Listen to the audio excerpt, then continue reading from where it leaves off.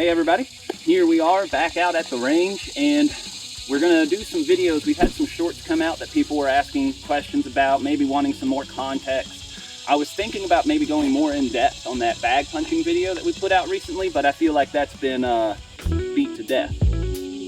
So what am I going to talk about instead? We're going to talk about the double feed video that we put out recently. We had some questions about why we do it the way we do, so on and so forth. A lot of people use the lock, rip, rack, replace method, which is fine. It gets the job done, but do we have a better option available to us? I think we do. And the way that we teach it is, when the tap rack doesn't fix our gun, we're going to reload it for this double feed. I'm just going to teach this or talk about it like I'm teaching a fighting pistol class. So you guys are getting a little nugget from the class. So anyway, type 3s, why do they happen? Well, the main culprit is a broken magazine.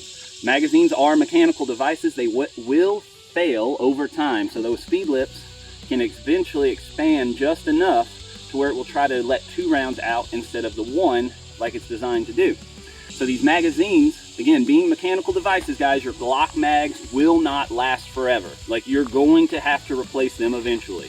So don't be cheap about it. They're not very expensive if you're running a Glock. I don't know, that's all I've ever run, so you tell me if you think your magazines are too expensive to buy more of. But if you're going to take this serious, my advice to students is you should have your training magazines and your carry magazines. So that way, when the training mags wear out, you still got nice, solid carry mags that haven't had the feed lips, you know, rounds going in and out of them constantly from your classes. Another culprit can be the broken extractor. So this is typically caused by home gunsmithing. I don't know what it is, but dudes want to get down in there with like Dremel tools and start like shaving things off and this and that. You shouldn't have to fill out a 4473 to buy a gun, but you should have to fill one out to get a Dremel tool. Like, stop fucking your guns up, guys. Leave them alone. They work the way they're designed. You don't have to get in there and start shaving pieces off of them. So, will our method work on a broken extractor? I can't guarantee it. But I also can't guarantee that the lock, rip, rack is going to work on a broken extractor either. If that case is stuck down in there, if it's a spent case that is causing this failure to extract, and that extractor can't hook on the rim because it's broken, you can rack all day and may not be able to get it out. So we are using the tactic that is addressing the main culprit and gets the job done as quickly as possible. Because time is important to us. Don't be one of those guys who gets mad about us racking the slide on every reload and then get upset now that we're trying to teach you a quicker way to clear a type 3 malfunction. That's not fair. But I guess a fair is where you go to have eat cotton candy and have monkey shit thrown at you. So anyway, what I'm going to do for you guys now is I'm just going to demo it the way that we would in a fighting pistol class. So how do we fix it? The first thing that we're going to do is we're going to have the gun out. We're going to get a click instead of a bang because we have set up a double feed. When that happens, we're going to move, we're going to tap, we're going to rack. And the reason why we're doing that is because in the middle of a gunfight, you may not realize that this is a double feed. If you do, more power to you, go straight into fixing it. But we may not know that. All we may know is that we got a click instead of a bang. So we're going to move and tap and rack. And like Jay said, we have had 5 Glocks fix a double feed in a class with a vigorous tap and rack. So anyway, after that, after the tap and rack, I'm going to try the gun again. When that doesn't work, that's when I'm going to jump into my reloading the gun, clearing the double feed, if you will, and then get back on the sights and do what needs to be done. So I'm going to go ahead and demo that real quick for you. So as you can see, got my double feed all nice and set up right there. Here we go. So I'm going to get this click or dead trigger depending, tap it, rack it, try it again. When that doesn't work, my feet are going to keep doing those feet things. I left my mag over here. Good thing it stayed there. I'm going to rip this one out.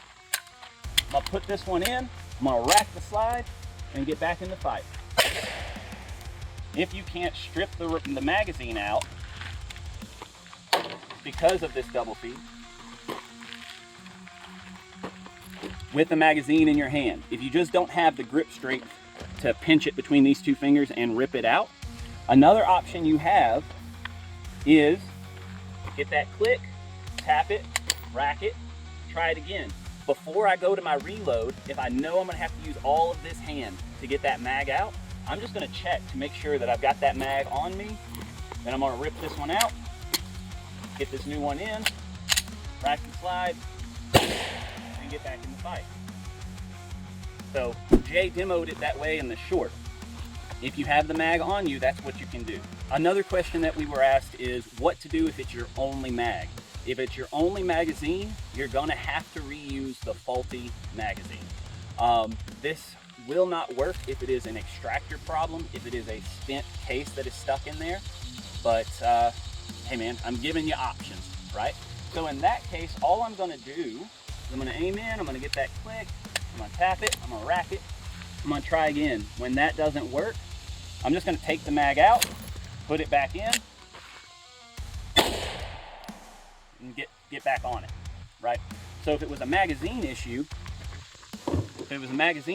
and it fed a live round while also putting another one behind it, instead of racking the gun, then I'm just gonna put that mag back in there and give it another shot. You'll be down to a one-shot gun in this situation, and that sucks to be in it, but at least you know now how to make it work for you if that's what you're dealing with. All right, guys, so that's how we clear a double feed. It's how we teach people to do so. I know that it's not the traditional way of doing it, but I would encourage you to go out to the range and give it a shot, because if it is a magazine, if that's your problem, this is in my opinion, in our opinion, I should say, it is a better way of fixing this issue. Additional side note that I forgot to mention earlier in the video is this is also a reason why we're not a big fan of those flared mag wells that come down past the magazine to help with your reloads. You can't, it's very difficult to get a grip up in there. All you've got is your thumb on the back of that mag pretty much, and you've got to give it a nice old flick like that to get it out. So I'm not a big fan of those. But if you have that on your gun for whatever reason, I'm not judging, but you have also some other methods available to you. If you need to get that mag out, you can use the inertia method. Use the environment to your advantage if you can. Hold that magazine release, smack the frame of the gun, not the trigger guard, the front frame of the gun on something hard. Let inertia help get it out. If you don't have anything like that available to you, hold that magazine release, make a nice shelf with your leg, bring that gun like that. I don't prefer that method because if you mess up and you end up like, of course, if you hit the magazine on your leg, it's gonna stay there. You hit your wrist with your leg, now you're taking the chance of breaking your grip on the gun and it ends up on the ground.